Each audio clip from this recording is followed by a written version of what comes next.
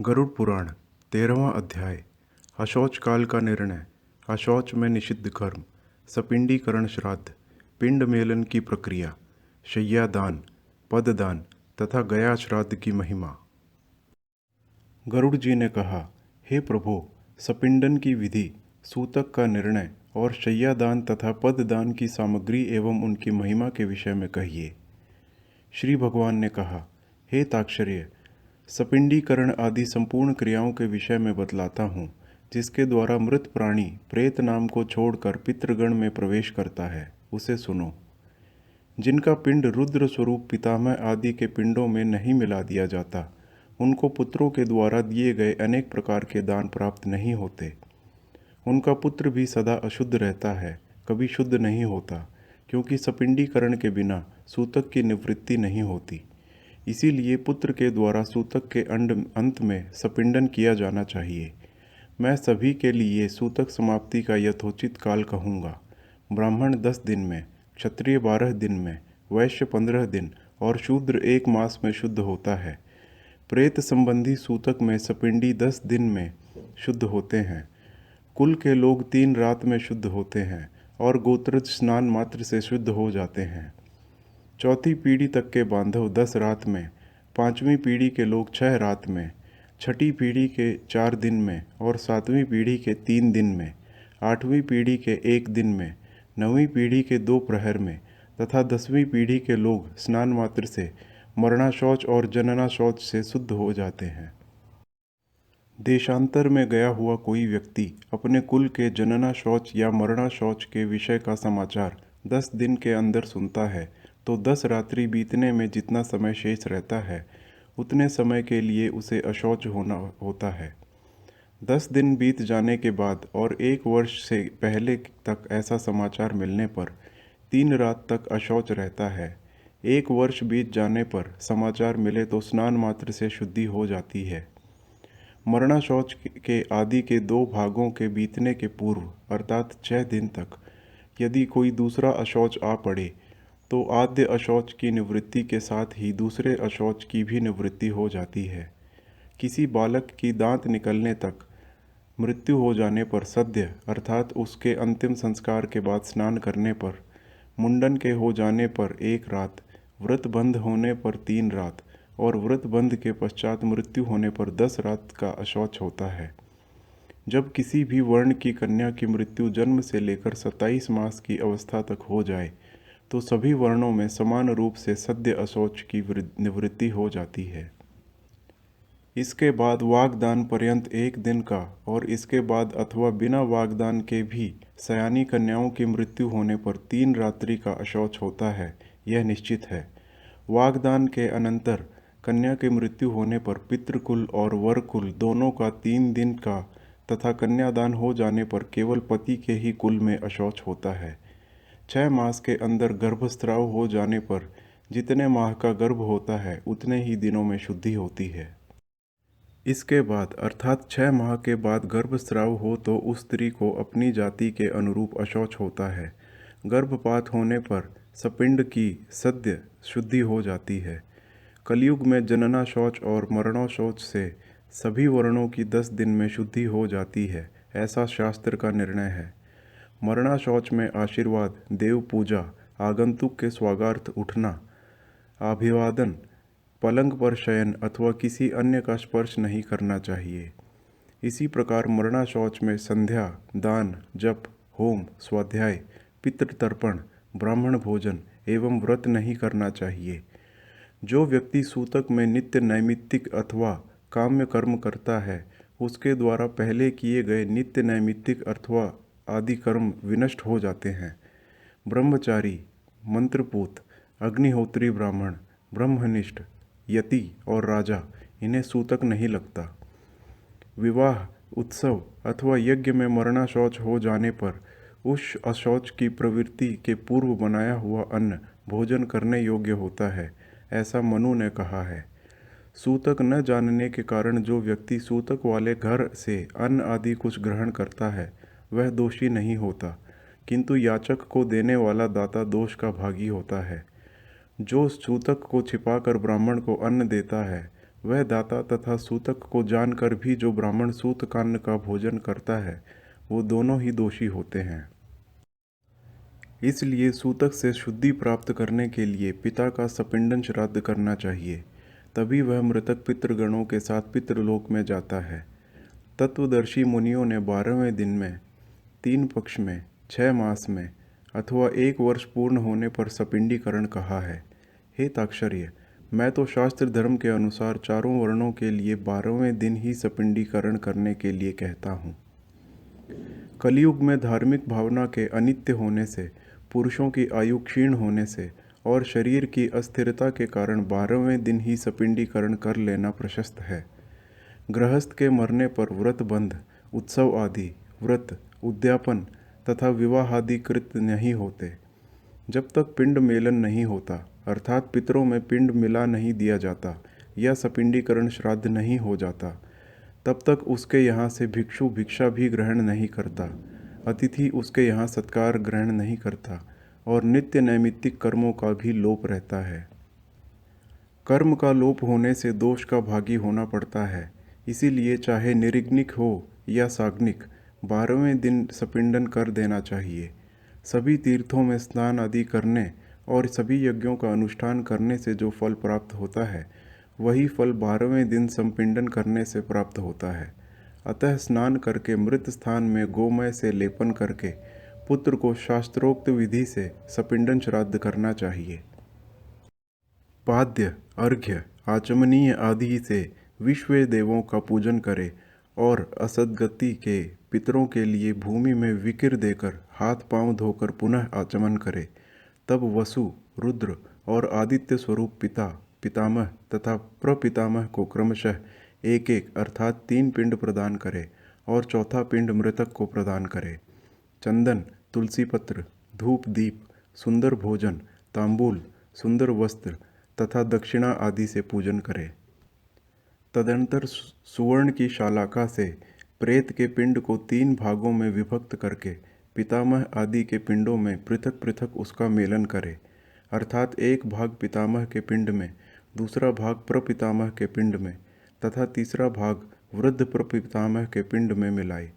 हे ताक्षर्य, मेरा मत है कि माता के पिंड का मेलन पितामही आदि के पिंड के साथ और पिता के पिंड का मेलन पितामह आदि के पिंड के साथ करके सपिंडीकरण श्राद्ध संपन्न करना चाहिए। जिसके पिता की मृत्यु हो गई हो और पितामह जीवित हो, उसे प्रपितामह आदि पूर्व पुरुषों को 3 पिंड प्रदान करना चाहिए और पितृपिंड को 3 भागों में विभक्त करके प्रपितामह आदि उन्हीं के साथ मेलन करे। माता की मृत्यु हो जाने पर पितामही जीवित हो तो माता के सपिंडन श्राद्ध में भी पितृ सपिंडन की भांति प्रपितामही आदि के मातृपिंडन का मेलन करना चाहिए, अथवा पितृपिंड को विष्णु जी में और मातृपिंड को महालक्ष्मी पिंड में मिलाए। पुत्रहीन स्त्री का सपिंडन आदि श्राद्ध उसके पति को करना चाहिए और उसका सपिंडीकरण उसकी सास आदि के साथ होना चाहिए। एक मतानुसार विधवा स्त्री का सपिंडीकरण पति, श्वशुर और वृद्ध श्वशुर के साथ करना चाहिए। हे ताक्षर्य, यह मेरा मत नहीं है। विधवा स्त्री का सपिंडन पति के साथ होने योग्य है। हे काश्यप, यदि पति और पत्नी एक ही चिता पर आरूढ़ हुए हों तो तृण को बीच में रखकर श्वशुर आदि के पिंड के साथ स्त्री के पिंड का मेलन करना चाहिए। एक चिता पर माता पिता का दाह संस्कार किए जाने पर एक ही पुत्र पहले पिता के उद्देश्य से पिंडदान आदि करके स्नान करे, तदंतर अपनी सती माता का पिंडदान करके पुनः स्नान करे। यदि 10 दिन के अंतर्गत किसी सती ने अग्नि प्रवेश किया है तो उसका शय्यादान और सपिंडन आदि कृत्य उसी दिन करना चाहिए जिस दिन पति का किया जाए। हे गरुड़, सपिंडीकरण करने के अनंतर पितरों का तर्पण करे और इस क्रिया में वेद मंत्रों से समन्वित स्वाधाकार का उच्चारण करे। इसके पश्चात अतिथि को भोजन कराए और हंतकार प्रदान करे। ऐसा करने पर पितर, मुनिगण, देवता तथा दानव तृप्त होते हैं। भिक्षा 1 ग्रास के बराबर होती है, पुष्कल 4 ग्रास के बराबर होता है और 4 पुष्कलों अर्थात 16 ग्रास का एक हंतकर होता है। सपिंडीकरण में ब्राह्मणों के चरणों की पूजा चंदन अक्षत से करनी चाहिए और पितरों की अक्षय तृप्ति के लिए ब्राह्मण को दान देना चाहिए। वर्ष भर जीविका का निर्वाह करने योग्य घृत, अन्न, सुवर्ण, रजत, सुंदर गौ, अश्व, गज, रथ और भूमि का आचार्य को दान करना चाहिए। इसके बाद स्वस्ति वाचन पूर्वक मंत्रों से कुमकुम, अक्षत और नैवेद्यादि के द्वारा ग्रहों, देवी और विनायक की पूजा करनी चाहिए। इसके बाद आचार्य मंत्रोच्चारण करते हुए यजमान का अभिषेक करें और हाथ में रक्षा सूत्र बांधकर मंत्र से पवित्र अक्षत प्रदान करें। तदंतर विविध प्रकार के सुस्वादु मिष्ठान्नों से ब्राह्मणों को भोजन कराए और फिर दक्षिणा सहित अन्न एवं जल युक्त 12 घट प्रदान करें। तदंतर ब्राह्मण आदि को वर्ण क्रम से क्रमशः जल, शस्त्र, कोड़े और डंडे का स्पर्श कराना चाहिए, अर्थात ब्राह्मण जल का, क्षत्रिय शस्त्र का, वैश्य कोड़े का तथा शूद्र डंडे का स्पर्श करे। ऐसा करने से वे शुद्ध हो जाते हैं। इस प्रकार सपिंडन श्राद्ध करके क्रिया करते समय पहने गए वस्त्रों को त्याग करते। इसके बाद श्वेत वर्ण के वस्त्र को धारण करके शय्या दान करें। इंद्र सहित सभी देवता शय्या दान की प्रशंसा करते हैं, अतः मृतक के उद्देश्य से उसकी मृत्यु के बाद अथवा जीवन काल में भी शय्या प्रदान करनी चाहिए। शय्या सुदृढ़ काष्ठ की सुंदर एवं विचित्र चित्रों से चित्रित, दृढ़ रेशमी सूत्रों से बिनी हुई तथा स्वर्ण पत्रों से अलंकृत हो। श्वेत रुई के गद्दे, सुंदर तकिए तथा चादर से युक्त हो एवं पुष्प, गंध आदि द्रव्यों से सुवासित हो। वह सुंदर बंधनों से भली भांति बंधी हुई हो और पर्याप्त विशाल हो तथा सुख प्रदान करने वाली हो। ऐसी शैया को बनाकर कुश या दरी चादर युक्त भूमि पर रखें। उस शैया के चारों ओर छाता, चांदी का दीपालय, चंवर, आसन और पात्र, झारी या कलश, गड़ुआ, दर्पण, 5 रंगों वाला चंदवा तथा शयनोपयोगी और सभी सामग्रियों को यथास्थान स्थापित करें। उस शैया के ऊपर सभी प्रकार के आभूषण, आयुध तथा वस्त्र से युक्त स्वर्ण की श्री लक्ष्मी नारायण की मूर्ति स्थापित करें। सौभाग्यवती स्त्री के लिए दी जाने वाली शैया के साथ पूर्वोक्त वस्तुओं के अतिरिक्त कज्जल, महावर, कुमकुम, स्त्रियोचित वस्त्र, आभूषण तथा सौभाग्य द्रव्य आदि सब कुछ प्रदान करें। तदंतर सपत्नीक ब्राह्मण को गंध पुष्प आदि से अलंकृत करके ब्राह्मणी को कर्णाभरण, अंगूठी और सोने के कंठसूत्र से विभूषित करे। उसके बाद ब्राह्मण को साफा, दुपट्टा और कुर्ता पहनाकर श्री लक्ष्मी नारायण मूर्ति के आगे सुख शैया पर बैठाए। कुमकुम और पुष्पमाला आदि से श्री लक्ष्मी नारायण की भली भांति पूजा करे। तदंतर लोकपाल, नवग्रह, देवी और विनायक की पूजा करे। उत्तराभिमुख होकर अंजलि में पुष्प लेकर ब्राह्मण के सामने स्थित होकर इस मंत्र का उच्चारण करे। हे कृष्ण, जैसे क्षीर सागर में आपकी शैया है, वैसे ही जन्म जन्मांतर में भी मेरी शैया सूनी न हो। इस प्रकार प्रार्थना करके विप्र और श्री लक्ष्मी नारायण को पुष्पांजलि चढ़ाकर संकल्प पूर्वक उपस्कर के साथ व्रतोपदेशक ब्रह्मवादी गुरु को शैया का दान दे और कहे, हे ब्राह्मण, इस शैया को ग्रहण करो। ब्राह्मण को दात यह मंत्र कहते हुए ग्रहण करे। इसके बाद शैया पर स्थित ब्राह्मण को लक्ष्मी और नारायण की प्रतिमा को हिलाए। तदंतर प्रदक्षिणा और प्रणाम करके उन्हें विसर्जित करे। यदि पर्याप्त धन संपत्ति हो तो शैया में सुखपूर्वक शयन करने के लिए सभी प्रकार के उपकरणों से युक्त अत्यंत सुंदर गृह दान भी करें। जो जीवितावस्था में अपने हाथ से शैया दान करता है, वह जीते हुए ही पर्व काल में वृषोत्सर्ग भी करे। एक शैया एक ही ब्राह्मण को देनी चाहिए। बहुत ब्राह्मणों को एक शैया कदापि नहीं देनी चाहिए। यदि वह शैया विभक्त अथवा विक्रय करने के लिए दी जाती है तो वह दाता के अधः पतन का कारण बनती है। सत्पात्र में शैया दान करने से वांछित फल की प्राप्ति होती है और पिता तथा दान देने वाला पुत्र दोनों इस लोक और परलोक में सुखी होते हैं। शैया दान के प्रताप से दाता दिव्य इंद्रलोक में अथवा सूर्यपुत्र यम के लोक में पहुंचता है, इसमें संशय नहीं। श्रेष्ठ विमान पर आरूढ़ होकर अप्सरागणों से सेवित दाता प्रलय पर्यंत आतंक रहित होकर स्वर्ग में स्थित रहता है। सभी तीर्थों में तथा सभी पर्व दिनों में जो भी पुण्य कार्य किए जाते हैं, उन सभी से अधिक पुण्य शैया दान के द्वारा प्राप्त होता है।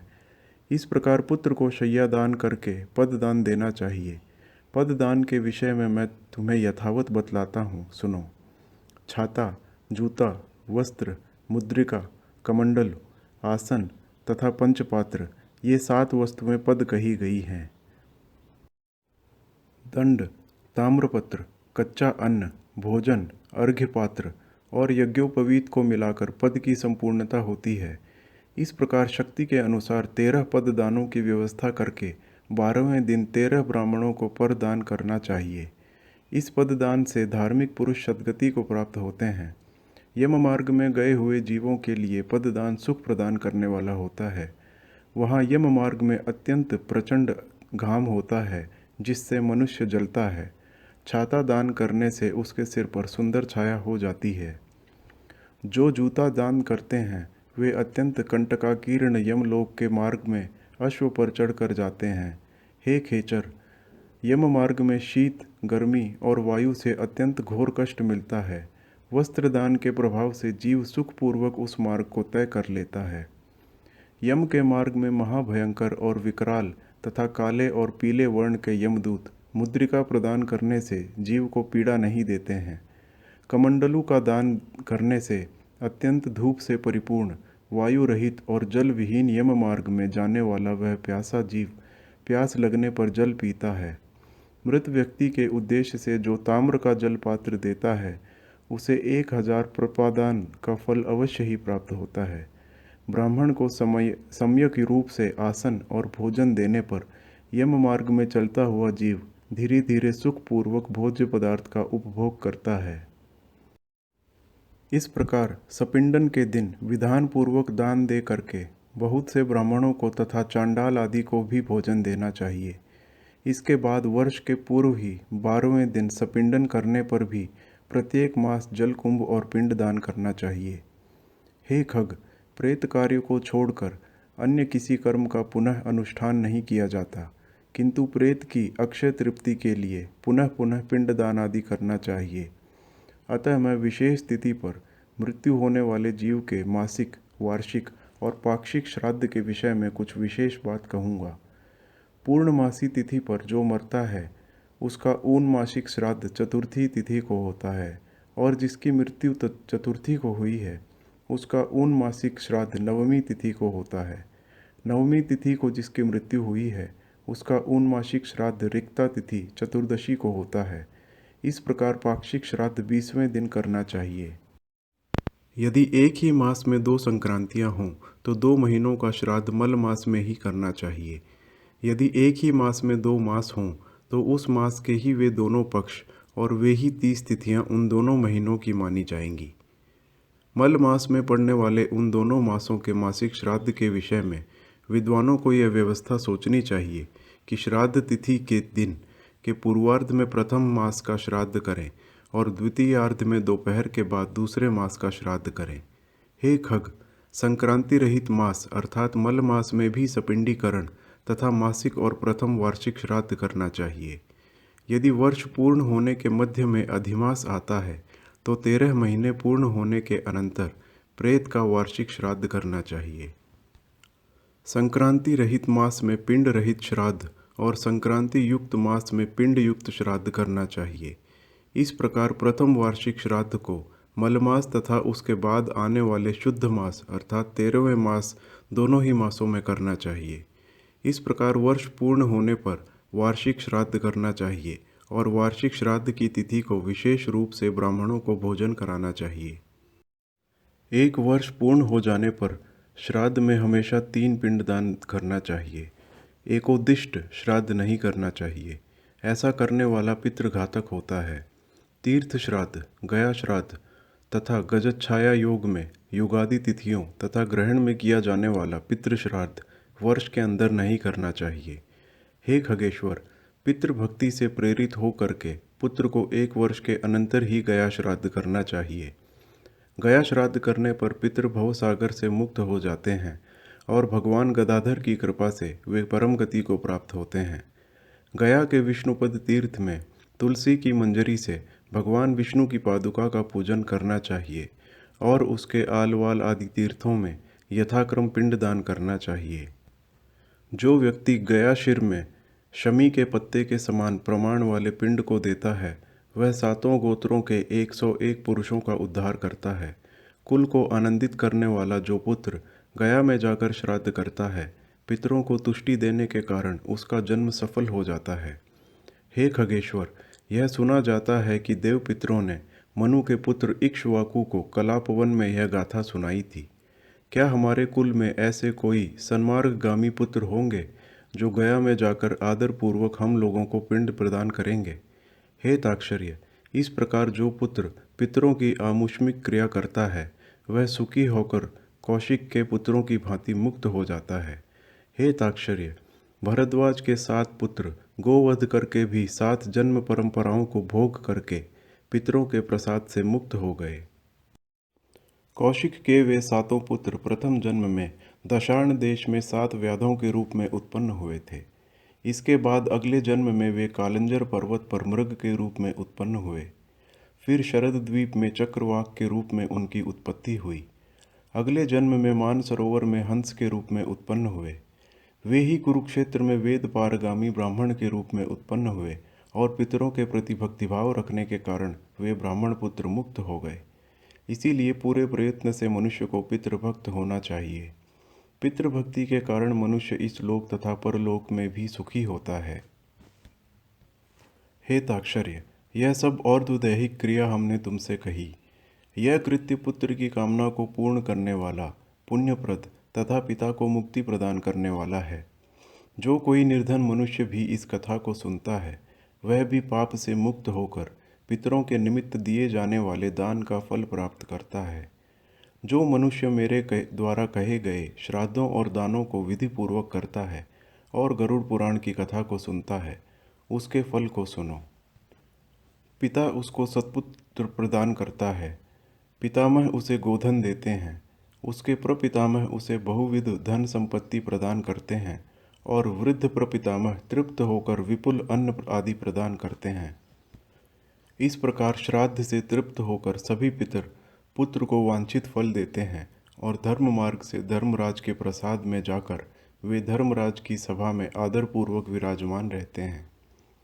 सूत जी ने कहा, इस प्रकार श्री विष्णु से और्ध्वदैहिक श्राद्ध दानादि विषयक महात्म्य सुनकर गरुड़ जी को अपार हर्ष हुआ। इस प्रकार गरुड़ पुराण के अंतर्गत सारोद्धार में सपिंडनादि सर्वकर्म निरूपण नामक 13वां अध्याय पूरा हुआ।